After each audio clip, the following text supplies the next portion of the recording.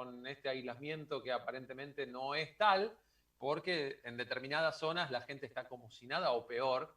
Y vamos a analizar justamente las consecuencias económicas también que trae todo esto. Ya estamos en comunicación, mira, con Ramiro Marra. ¿Qué tal? Ramiro Abigail Lasalle y Cristian Romero te estamos saludando. Él es analista económico y especialista financiero. ¿Cómo estás? Buenas tardes. ¿Cómo están? ¿Todo bien? Muchas gracias por el llamado. A vos, Ramiro. Bueno, a ver, las cifras de la economía me hacen acordar a cuando estábamos hablando hace 4 años, cuando se venía el país a pique y decíamos, no, mirá, todos los números dan en rojo, qué barbaridad, ¿a dónde a dónde vamos a ir a parar? Cayó pandemia y ahora estamos en el pozo, en el fondo de este pozo. ¿Es cierto que una familia en la ciudad de Buenos Aires tuvo que tener más de 100.000 pesos para poder vivir en un mes? Bueno, la realidad, primero, como lo planteas vos, estamos en un caos económico. Ya esto no es una crisis económica. Ya estamos en una situación de una crisis tan profunda que ya hablamos de caos. Esto va a quedar en la historia como quedó el 2001. Los efectos no tienen que ser los mismos, son otros los efectos. Pero en profundidad de los números que vemos de la macroeconomía, es tan profunda la crisis o peor que la del 2001. O sea, Wow. ahora, yendo a lo que vos planteás de la de Ciudad de Buenos Aires, claro, uno empieza a ver en números nominales, que sería, digamos, los 100.000 pesos simbólicos que tiene una familia de clase media en la Ciudad de Buenos Aires, dice, ¿cómo es que está pasando esto? Bueno, es lo que vemos después reflejado también en los índices de pobreza. Cuando vemos que casi el 50% de los argentinos están bajo el índice de pobreza, que son que no, una familia de 4 personas que gana menos de 45.000 pesos aproximadamente, decimos, estamos complicados. El aumento de la inflación que siempre hablamos, nos terminó haciendo efecto en nuestra realidad. Porque este año la realidad es que muy pocos sectores tuvieron paritarias o reacomodamiento de salarios. Porque, viste, siempre nos venían mintiendo un poco con la inflación. Porque teníamos inflación, pero también nos reacomodaban el salario. Entonces nos comíamos siempre la del año anterior. Este año nos estamos comiendo la del año anterior y la del anteaño. La de este año y la del año anterior, mejor dicho. Sí, claro, porque vienen los salarios con pérdida. De hecho, si vos te fijás las paritarias que firmaron algunos sindicatos, ninguno se acomoda a la inflación ni siquiera pronosticada ni la que estamos viviendo ahora. O sea, seguimos perdiendo salario. Exacto, pero ¿cuál es el dato? Siempre la inflación que se negocia este año es la del año anterior. Claro, Vos siempre venís con un año de retraso. Y este año están hablando de 20%, cuando vos la inflación del pasado fue casi del 50%, y la del año que viene, olvídate, o sea, no va a ser del 30%. O sea, ya te están comiendo de una manera terrible, o sea. Y cuando hablamos de salario, no estamos hablando simplemente de asalariados, estamos hablando también de que el consumo cae. Porque el comerciante, a su vez, le vende a gente asalariada, a gente o no asalariada formalmente, pero de manera informal, que son, ni hablemos de los informales. Los informales directamente no es que no les ajustaron el salario, los informales se quedaron sin trabajo. Cuando uno ve la desocupación es casi el doble que el año pasado. Lo que pasa que en los índices de desocupación no se ve porque como hubo un cambio de hábito, la gente directamente no solía buscar trabajo por la cuarentena. Entonces confunde un poco. Pero los números de desocupación son terribles también. Cuando uno ve la cantidad de gente que trabajaba el año pasado y que trabaja este año, estamos hablando más del doble. O sea, Según más del doble de que o sea, los que no tienen trabajo. sí. Ramiro, entonces, estamos peor que en una crisis. Estamos en una situación caótica económicamente. Estamos en una situación caótica, o sea, preocupante, histórica. O sea, la realidad es que hay que estar con los ojos atentos porque esto vamos a sobrevivir. Eso también hay que dar un poco de esperanza porque no es que no vamos a morir. Vamos a sobrevivir. Y, o sea, y cuando sobrevivamos todo esto va a ser experiencia. Entonces tenemos que estar con los ojos atentos. Ustedes que son periodistas, o sea, esto lo van a contar por muchos años. O sea, dentro de 5 o 6 años van a estar hablando de él, la crisis de la cuarentena, la crisis económica de la cuarentena. Que el dato de color de esta cuarentena, o sea, a diferencia de lo que pasó en otros momentos del mundo, por ejemplo, en el 2008 estuvo la crisis hipotecaria, en la crisis subprime en Estados Unidos que afectó a todo el mundo. Esta crisis es parecida, pero ¿cuál es la diferencia? La diferencia es que el mundo hace 10 años, después de esa crisis del 2008, el mundo no paró de crecer. La pobreza bajó, los países se desarrollaron más, todo funcionó mejor. Por Nosotros más que siempre, estamos en el mismo lugar. claro, menos Argentina. Claro. Entonces, la crisis de la cuarentena va a traer, o sea, la historia va a quedar cómo se recuperó el mundo seguramente, lo rápido que se recuperó y lo mal que le fue a Argentina. Porque Argentina no tiene los índices de expectativas de que se vaya a recuperar a la misma velocidad que el mundo. Porque todavía tenemos 10 años que perdimos. Pero aparte hay un ejemplo que es claro, está bien, vos me puedes decir, bueno, Abigail, la realidad es que lo que estás hablando de comparación no tiene ni punto para empezar en la Argentina, pero Estados Unidos con la pandemia cae a nivel laboral de una manera gigante y se recupera también muy rápido. Está bien, hay otro sistema de trabajo, otro sistema de contratación, distinto al de nuestro país.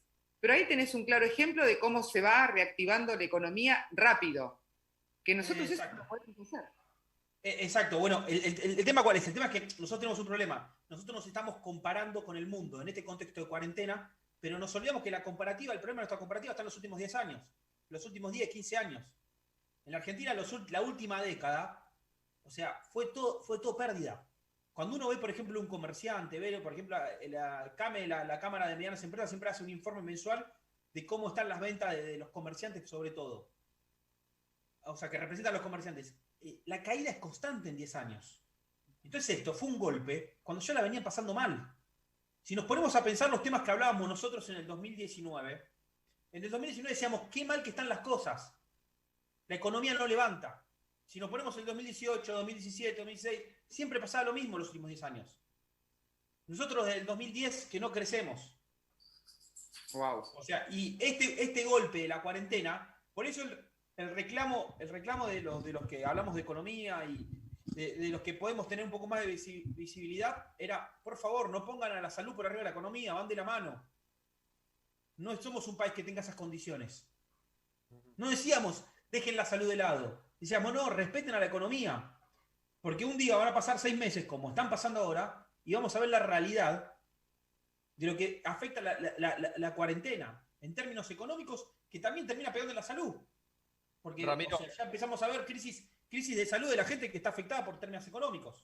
y también hay que ver cómo continuamos de acá en adelante, porque ahora especialistas están diciendo que esta situación va a estar hasta fines del 2021 por lo menos. Sí, o sea, yo te diría que el problema es que está bien lo que estás planteando vos, cómo sí para adelante, porque hay un problema acá. Los gobiernos no saben tocar piso. ¿Qué es tocar piso?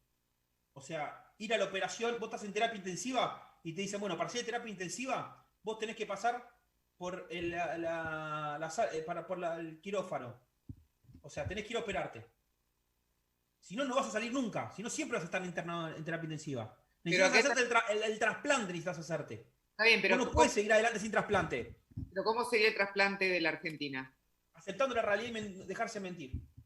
Todas las medidas de los gobiernos en los últimos años, y hablo en plural, para ver que no hay una cuestión ideológica, todas las medidas de los gobiernos son tirar la pelota para adelante. Entonces, ¿qué es tirar la pelota para adelante? Mejor dicho, más que tirar la pelota para adelante, es esconder todo abajo de la alfombra. Claro, pero un día aumentó tanto la alfombra que la mugre está por todos lados.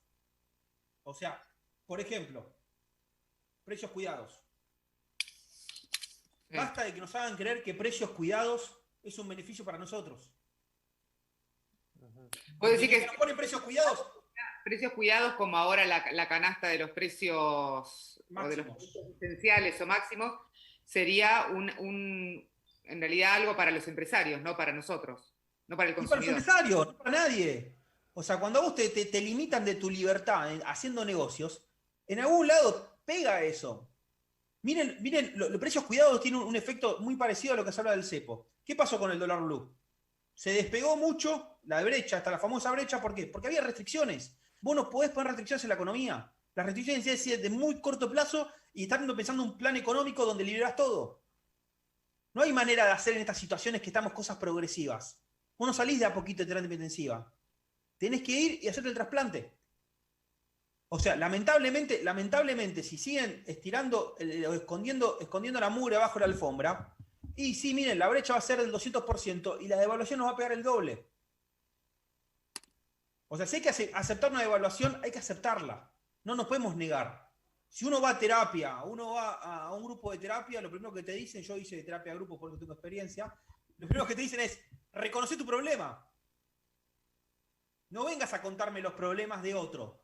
¿Sabés lo que me parece a mí, Ramiro, en este punto? Que Argentina también tiene un gran problema que tiene que ver 100% los empresarios. Y en este punto hay un grupito muy chiquito de empresarios que son los que en realidad prácticamente te manejan la economía, que son los que te dicen hasta acá llego, acá me paro, no voy a hacer lo que vos me digas, puedo darte un poquitito de lugar, pero la realidad es que vos no te metés en mis bolsillos, y se juntan todos, y a partir de ese momento es muy difícil.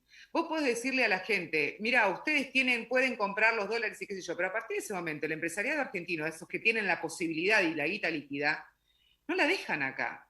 Perfecto, me gusta cómo lo planteás. O sea, pues tenés razón. ¿Cuál es el problema? Vos tenés un porcentaje de empresarios que dependen de estos modelos de gobierno de restricciones. Entonces, ¿ellos qué quieren? Que haya restricciones para hacer negocio. Pero en un momento, las restricciones son tantas como lo que estamos viendo ahora, que ni ese empresario gana plata. Entonces, el empresario dice, no, che, pará, liberame porque si tengo el cepo no me es negocio tampoco. Entonces, ese poquito de negocio, ese poquito de empresarios que siempre hace negocios y que siempre le va bien en base a esta economía restringida, hoy tampoco está haciendo plata.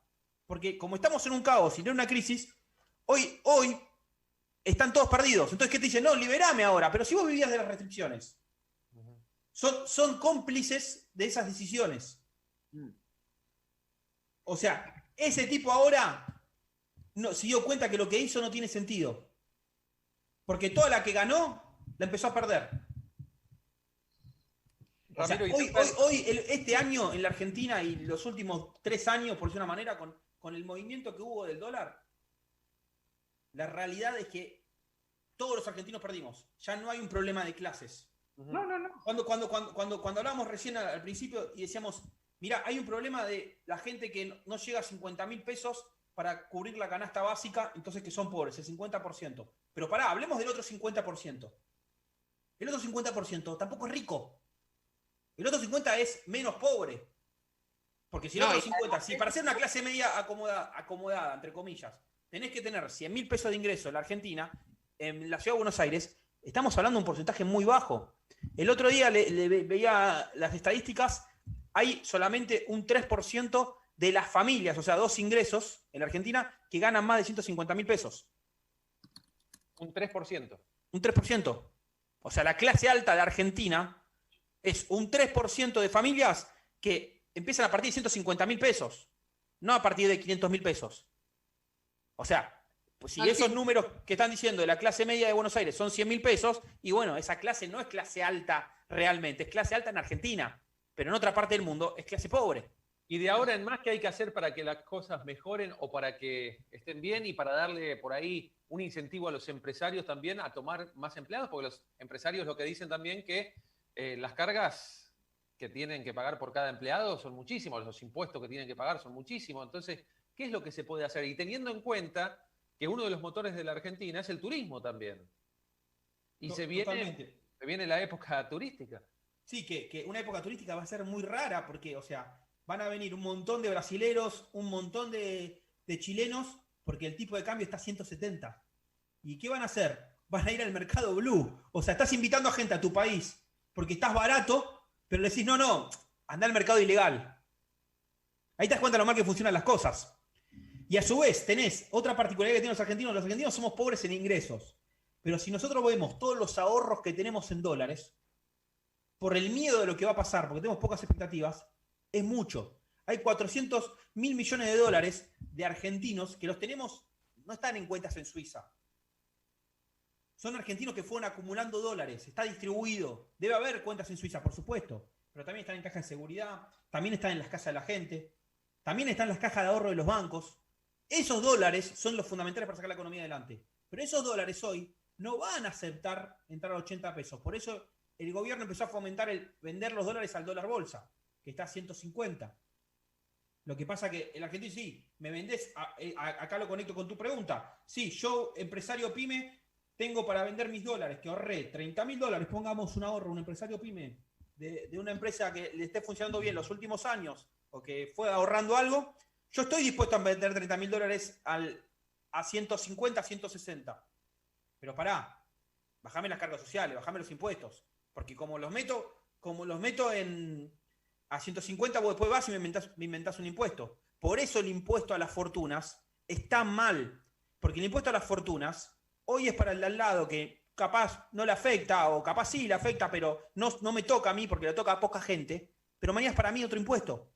Hay que romper con la cultura de que nos hagan creer que hay que cobrar impuestos. Mira, no hay que cobrar más impuestos porque el Estado maneja mal las cosas. El Estado es ineficiente y tiene que imprimir plata. Pero si no, esto es como alguien que juega al estanciero o al Monopoly y agarra y dice, bueno, ¿me dan más plata de la caja? El Estado ya no sabe jugar.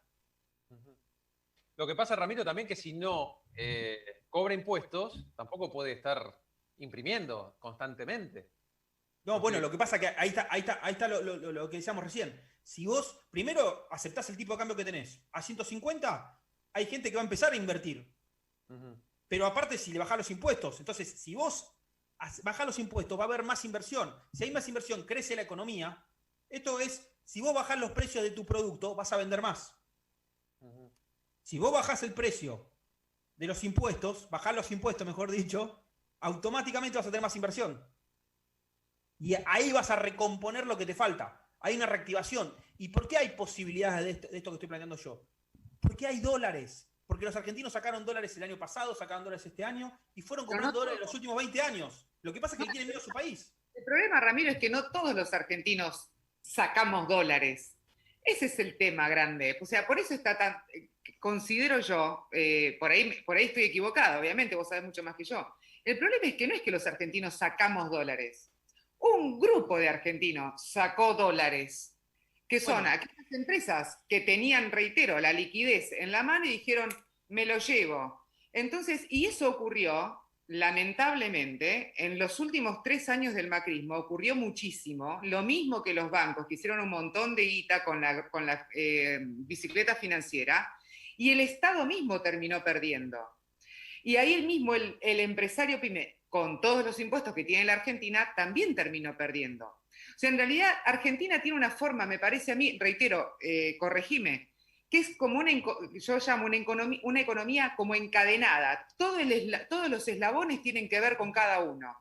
Entonces, cualquier cosa que uno haga o desperfecto se desengancha y se produjo una catástrofe.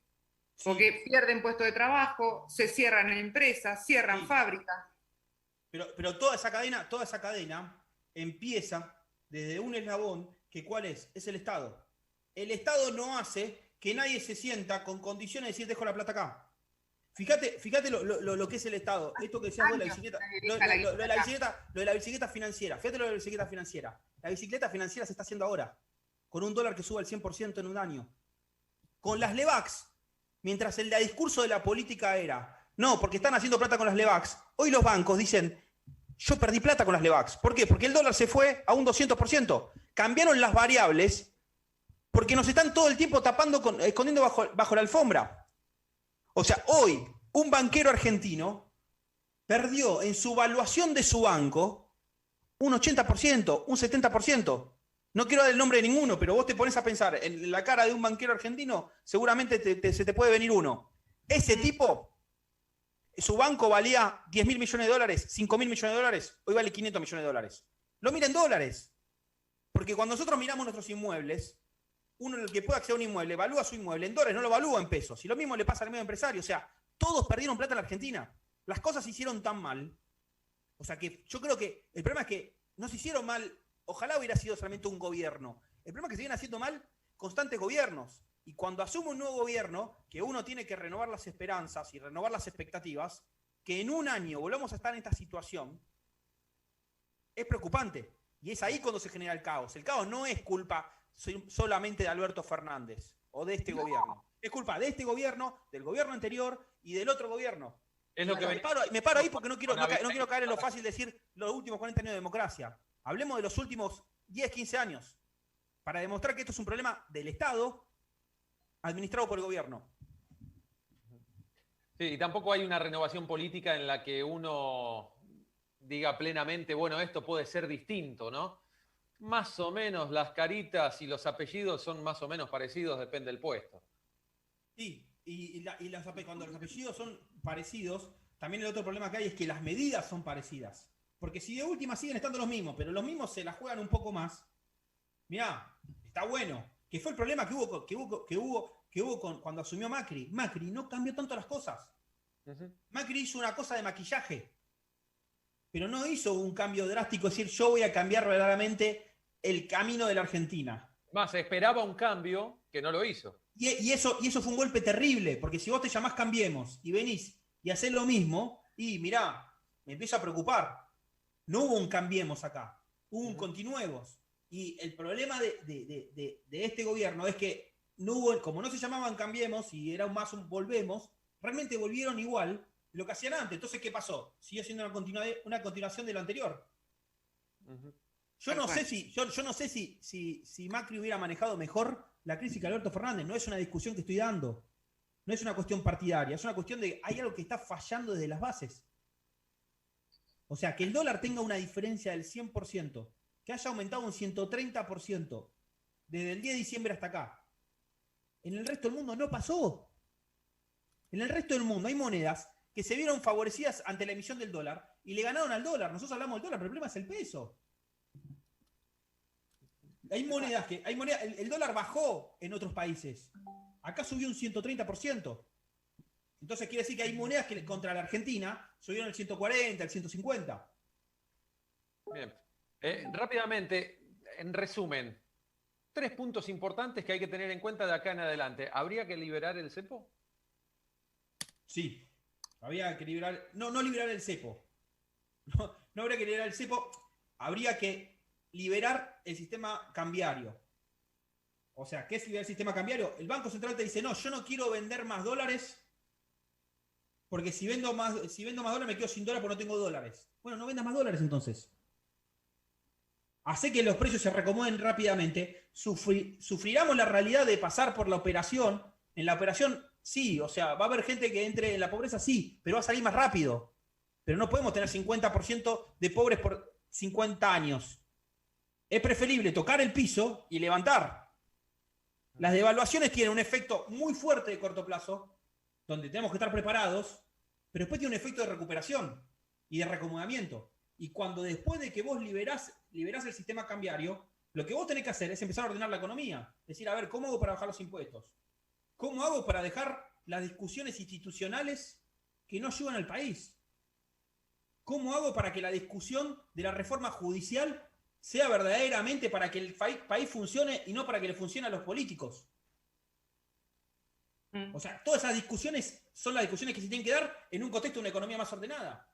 Hay que poner a Argentina en el basurero y volverla a armar, más o menos, porque todo lo que está sucediendo es imposible de solucionarlo, creo.